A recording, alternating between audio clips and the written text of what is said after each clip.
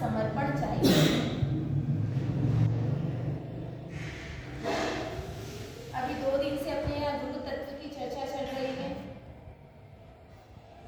सुदेव, सुगुरु और सुधर्म,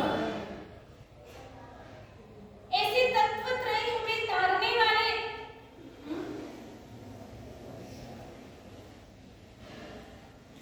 जिन शासन के अंदर 3 तत्व बताए हैं, सुदेव, सुगुरु और सुधर्म, जिसके अंदर अगर मुख्यता केंद्र का स्थान अगर बताया गया है तो सुगुरु को बताया गया है। सेंटर में किसको रखा गया है? गुरु को। मूल नायक की जगह गुरु को बिठाया गया है। आजू और बाजू में किसको बिठाया है? देव और धर्म को। कि गुरु ही वह देव की पहचान भी करवाता है, परमात्मा की पहचान करवाता है, और गुरु ही एक ऐसे हैं जो हमें धर्म की पहचान करवाता है कि सच्चा धर्म क्या है। जब तक गुरु हमारे जीवन में नहीं, हमें कहते हैं बचपन में चलना सिखाए तो माँ गुरु। हाँ, बचपन में हमें चलना सिखाया, उठना बैठना सिखाया, खाना पीना सिखाया, बात करना सिखाया, तो सबसे पहली माँ गुरु हमारे लिए। उसके बाद में जब हम स्कूल जाने लगे तो हमारे टीचर हमारे गुरु, और जो हमारे भाव को सुधारने वाले हैं, जो हमारे परमात्मा है, जो हमारे गुरुदेव हैं, वो हमारे गुरु हैं। तांबली तापस नाम सुना है आपने? जिसे कितने हजार वर्ष तक 60,000 वर्ष तक आइंबिल का तप किया। क्या किया? और वो आइंबिल कैसे करते थे? आइंबिल कैसे करता था? अपने आइंबिल कैसे होते हैं? अभी ओली जी आ रही है, ओली जी के अंदर अपने आइंबिल कैसा होता है और तांबली तापस आइंबिल कैसे करता है?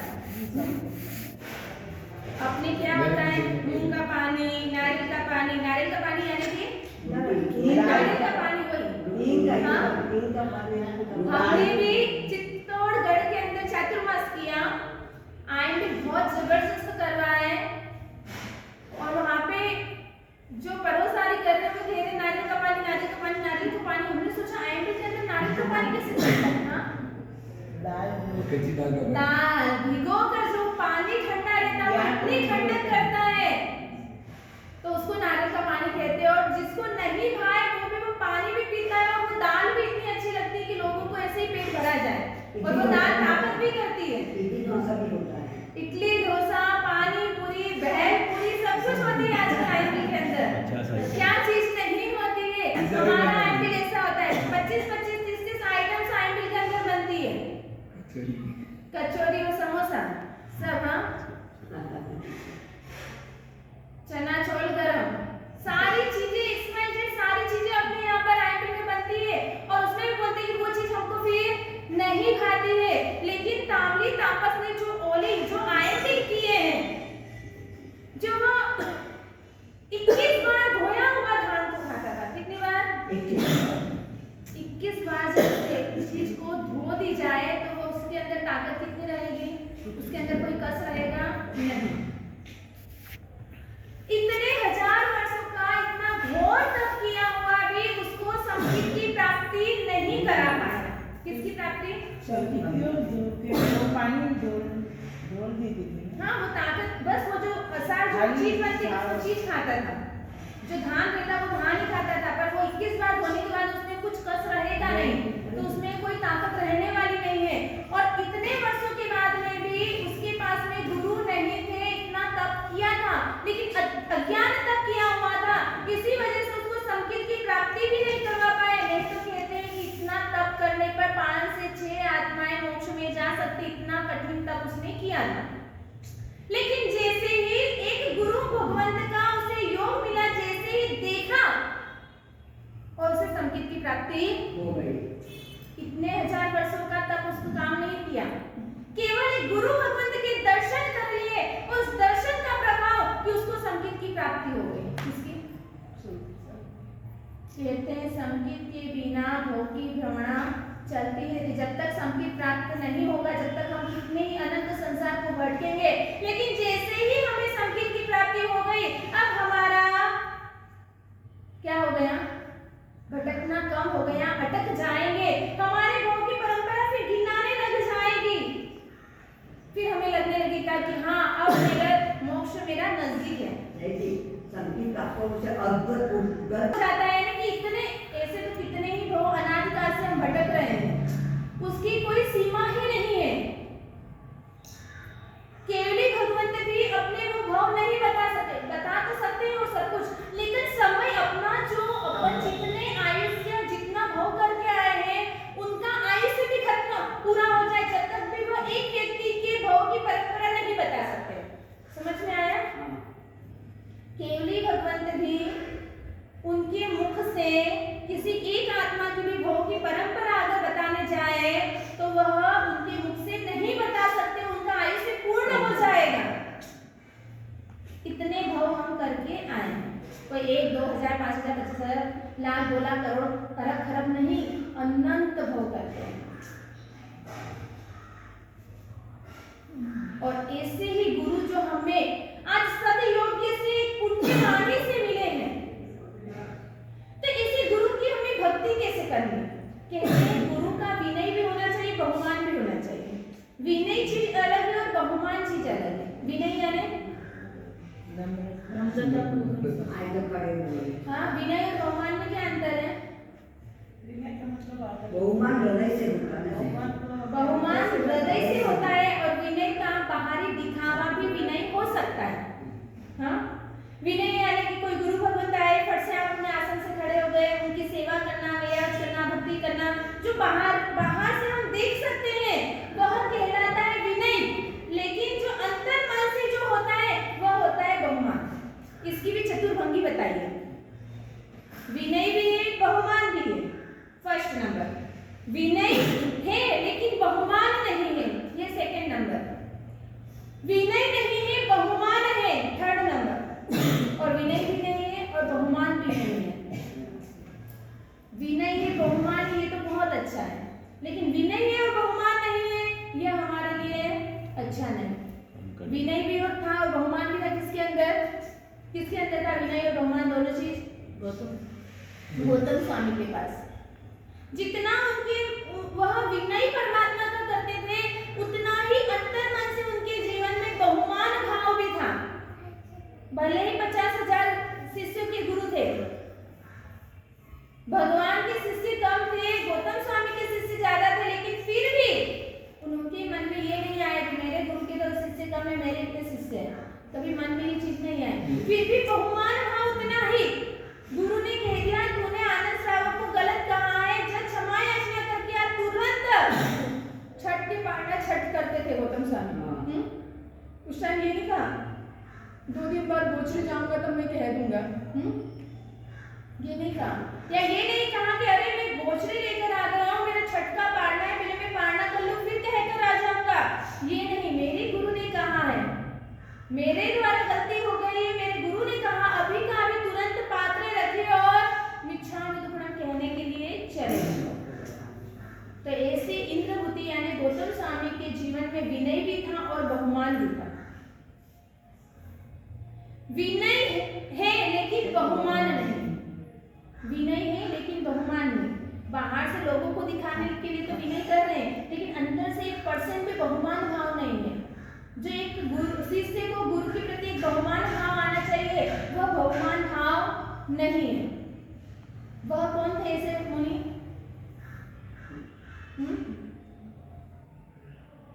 राजा का घात करने वाला ऐसा विनय रत्न, नाम क्या था? विनय रत्न। और उसका नाम भी विनय रत्न क्यों दिया गया? बाहर से इतना विनय गुरु का करता था, 12-12 साल तक गुरु के पास रहा। किसके लिए? उदाई राजा को मारने के लिए। किसको मारने के लिए? संयम किसके लिए लिया उसने? उदाई राजा को मारने के लिए ऐसे गुरु भगवंत के पास में दीक्षा ली, इतना मन जीत लिया। गुरुदेव को लगा बहुत भी नहीं है, अंतर मन को नहीं पहचान पाए, गुरुदेव धोखा खा गए, और ऐसा विनय भाव देखकर उस मुनि का नाम विनय रत्न रख दिया।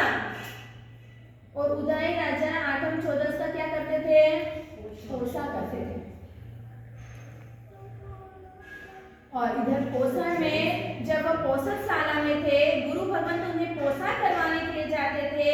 अपने क्यों 12 साल के बाद में उसको पहली बार लेकर गए, ये सोचना। उन्होंने, गुरु ने भी कुछ देखा होगा तभी जाकर उसे लेकर गए होंगे, लेकिन उनकी आंखों ने धोखा खा गया कि अरे ये कुछ और ही निकल गया। 12 साल की मेहनत थी उस व्यक्ति की, 12 साल के बाद में नंबर लगा गुरु के साथ वहां जाने का। रात्रि के समय, अब पोषणशाला में तो लाइट वगैरह रहेगी नहीं, उजाला रहेगा नहीं, सभी सोए हुए हैं। रात्रि के समय उसने शस्त्र के द्वारा उदयी राजा का खून मार दिया। वह खून रिश्ता रिश्ता गुरुदेव के जहां सोए हुए वहां तक पहुंच गया। हाथ लगाया, लगा अरे यह तो खून है, राजा को किसी ने मार दिया है, लग रहा है मेरे ही शिष्य ने मारा है। उसी वक्त मालूम पड़ गया उन्हें, क्योंकि कोई दिखा नहीं। अब वह गुरु सोचने लगे कि धर्म की निंदा होगी, इसलिए फिर उन्होंने क्या किया, हाँ, धर्म की निंदा होगी कि एक जैन संत ने राजा को मार दिया। निंदा से बचने के लिए, जैन धर्म की कोई निंदा न करे, उसके लिए वहां पर जो चाकू वगैरह पड़ा था उससे स्वयं भी, हाँ, अपनी हिम्मत हो सकती है, स्वयं ने भी चाकू से अपनी हत्या कर ली। वह खुद स्वयं मर गए। केवल एक राजा को मारने के लिए उसने इतने सालों तक विनयी भाव जागृत रखा, विनयी भाव किया। तो ऐसे वह इतना साल तक किया हुआ भी उसका संयम जीवन क्या हो गया, हाँ? गुरु की अवज्ञा करते हैं उस व्यक्ति का हमेशा पतन होता है। गुरु की बात न मानने वाला हमेशा पीछे ही रहता है। गुरु ने कह दिया यह कार्य करना है, बस तहत ही कर ले, वह व्यक्ति कभी भी आगे बढ़ सकता है। ना शब्द नहीं आना चाहिए मुख पर कि यह मुझसे नहीं होगा। अरे क्या नहीं होगा, काला माथा न मानवी जे धारे ते करी जाए। हाँ, किसी और के लिए ये व्याख्याएं नहीं दे रखी, ये मानव के लिए बातें कह रखी कि मानव ऐसा व्यक्ति है कि जो चाहे वो कर सकता है, उसकी डिक्शनरी में ना चीज होनी ही नहीं चाहिए। लेकिन कई लोग मन से ही हारे हुए रहते हैं कि सबसे पहले उनके मुख से ना शब्द ही निकलता है। हाँ, गुरु ने अगर नहीं होनी जैसी चीज भी है और अगर कह दिया तो भी वह कार्य हो जाएगा। हमारे गुरु भगवत थे, मालूम है एक व्यक्ति उनको मिला है, बड़ा सेवाभावी था, और जैसे ही आए और गुरु भगवत ने कह दिया कि तुझे उपध्यान करवाना है। क्या कहा? मालूम है गुरु भगवत को कि इसके घर की कैपेसिटी नहीं है। गुरु भगवत ने कह दिया तुझे उपध्यान करवाना है, कुछ बोलकर तो नहीं आया और गुरु भगवत को तुरंत घर पे पहुंच गया। और घर पर पहुंचने के बाद अपनी पत्नी को कहने लगा कि आज गुरु भगवत ने कहा है कि अपने को उपध्यान करवाना है, लेकिन उपध्यान अपनी तो कैपेसिटी है नहीं। महाराज साहब जी को भी मालूम है कि अपनी हालत क्या है, आज सुबह कमाते हैं और शाम तक खाते हैं, बस इतना ही है, अपने यहाँ पे इससे ज्यादा कुछ नहीं है, अपन क्या करेंगे? पत्नी ने पूछा कि गुरु भगवंत ने आपको कह दिया कि उपध्यान करवाना, लेकिन आप क्या जवाब देकर आए? हाँ, वो बोले मैं कैसे बोल सकता हूँ, घर पे कुछ नहीं है। मैंने बोला तुझसे पूछ कर और फिर कुछ कहूँ। अरे मुझसे पूछने आने की क्या जरूरत थी, आपकी भवितव्यता देखी होगी, इसीलिए गुरुदेव ने आपको कहा है कि तुझे उपध्यान करवाना है। जल्दी जाओ, मेरे जितने भी गहने पियर से आए हुए सारे में गहने आपको दे दूंगी और अपने को उपध्यान करवाना है। वहां पे ये नहीं देखा उन्होंने कि मैं ये सब दे दूंगी, फिर वापस हमारा बिजनेस तो मालूम है हम इतना ही है, कभी भविष्य में हमको जरूरत पड़ेगी तो हम क्या करेंगे, ये सारे विचार उन्होंने नहीं किया। मेरे गुरुदेव ने किया है, कहा है मुझे करवाना है, भले कुछ भी हो जाए। तुरंत अपने पतिदेव को भेजा और कहा कि जाओ जाकर कहो कि गुरुदेव आपकी आज्ञा तहत थी, आप जैसा कहेंगे वह करने के लिए तैयार हूं। और तुरंत गुरुदेव के पास गए, उपध्यान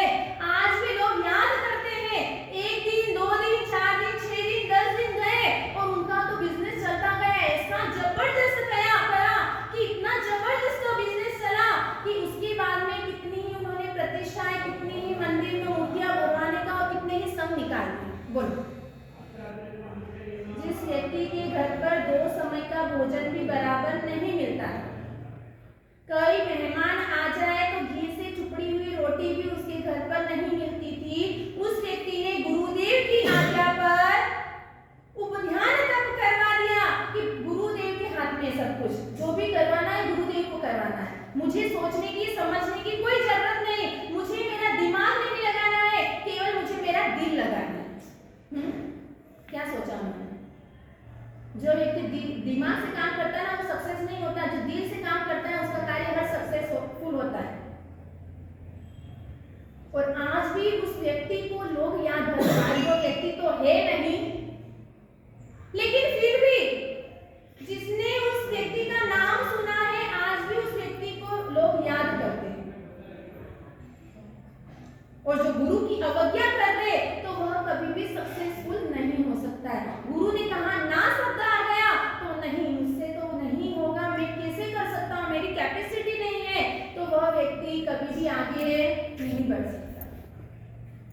संभूति मुनि ने गुरु ने कह दिया, जब सिंह गुफावासी और कोसा वेश्या के यहाँ पर जब स्थूली भद्र चातुर्मास करके आए तब सिंह गुफावासी को तो क्या कहा था गुरुदेव ने? दुष्कर।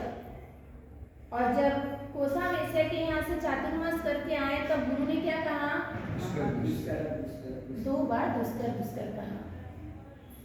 संभूति मुनि को लगा कि हमें केवल 1 बार कहा और स्थूली भद्र को 2 बार कहा, और बल्कि वह तो माल पानी झाड़ कर आया है, महलों में रहकर आया है, हम तो इतने भयभीत जगह पर चातुर्मास करके आए हैं, लेकिन हमें फिर भी दुष्कर ही कहा, ऐसे दुष्कर दुष्कर कहा है।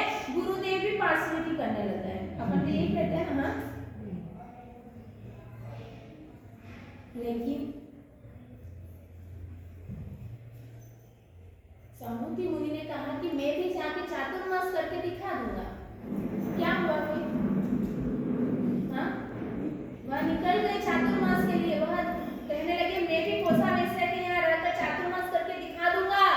पहुंच गए कोसा वेश्या के यहाँ। कोसा वेश्या को समझ आ गई कि किस वजह से यह आए हैं, और कोसा वेश्या ने उन्हें कहाँ पर चित्रशाला में ठहरा दिया। काम को जागृत करने वाले ऐसे चित्र देखकर पहले मन में काम वासना जागी, फिर कोसा वेश्या को बुलाकर कहा। तब कोसा वेश्या ने क्या कहा? वो तो अच्छी थी, कोसा वेश्या भी एक सुश्राविका बन गई थी, इसलिए संभूति मुनि का उस सिंह गुफावासी मुनि का पतन होने से बचा लिया। क्या कहा था कोसा वेश्या ने? तू भी संसार में आकर नहीं किया, संसार में आकर नहीं। जब उसने उससे बात करी कि, और उसी वक्त कोसा ने कहा कि अगर आप मेरी चाहना करते हो तो नेपाल देश से आप क्या लेकर आए? रत्न कंबल लेकर आए। नेपाल देश से रत्न कंबल लेकर आए। एक वेश्या के लिए मुनि भगवंत कहाँ चले गए? हाँ, नेपाल चले गए रत्न कंबल लेने के लिए। जैसे रत्न कंबल लेकर आ रहे चोर ने वापस क्या किया उन्होंने? वापस गए, लेकर आए। ऐसे करने के बाद दूसरी बार वह रत्न कंबल कोसा वेश्या के पास लेकर आया। तो कोसा वेश्या ने उस रत्न कंबल का क्या किया? हाँ, क्या किया? अपने पास रत्न कंबल आ जाए तो हम क्या करेंगे? हाँ, खुश हो जाएंगे, तिजोरियों में रखेंगे, 7 पीढ़ियां तक चलेगी वह चीज कि कभी भी किसी को काम आ जाए।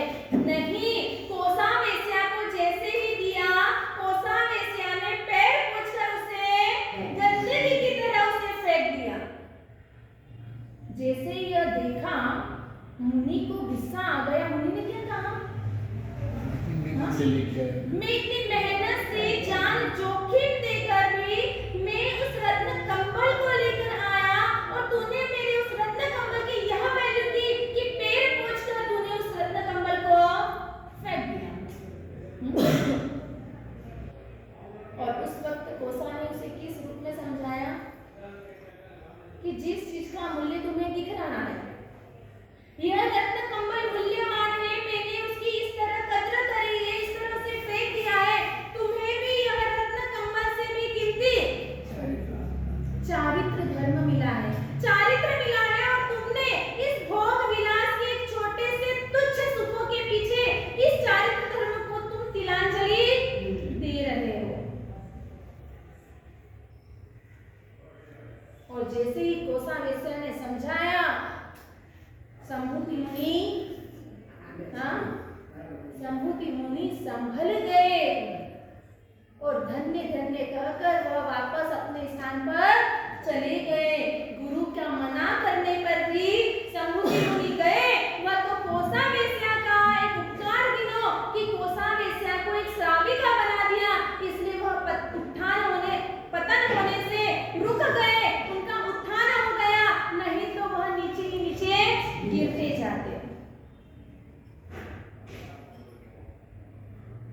गुरु हमारे जीवन में यही कार्य करते हैं। याद रखना, गुरु यह नहीं कि जो पाठ पर बैठे वही गुरु, जो हमें सही दिशा दिखा दे, जो हमारे जीवन की सही दिशा दिखा दे, वह भी हमारे लिए गुरु ही होता है।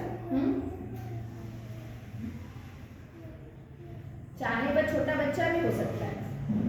सैनिक महाराजा को जब विद्या सीखनी थी, उन्नामिनी और अवनामिनी, उन्नामिनी अवनामिनी विद्याएं जब सीखना था, तब चांडाल को उन्होंने कहाँ बिठाया था? जब तक वह सीख रहे थे कुछ सिंहासन पे थे, चांडाल को नीचे बिठाया था। और उस वक्त जब तक नीचे बैठा था, जब तक उन्हें वो विद्या सिद्ध नहीं हो रही थी। अभय कुमार बुद्धि के बादशाह, उन्होंने देखा कि गुरु को नीचे बिठाया जा रहा है और सीखने वाले ऊपर सिंहासन पर बैठे हैं, तो कभी भी विद्या नहीं आ सकती है। और उन्हें कहा कि आप इसे, चांडाल कहा, उन्होंने कहा कि इसे आप सिंहासन पर बिठाएं और आप नीचे बैठे। और जैसे ही ऊपर बिठाया कि दोनों विद्याएं सैनिक महाराजा को सिद्ध हो गई। और इसके बहाने अभय कुमार ने चांडाल की रक्षा भी कर दी। कहा कि आप इसको अब दंड न दें, क्योंकि यह आपका क्या बन गया है अब? गुरु, यह आपका गुरु है। गुरु को दक्षिणा दी जाती है, गुरु को दंड नहीं दिया जाता है। और उसे वहां पर से रिहा कर दिया। और ऐसे ही गुरु की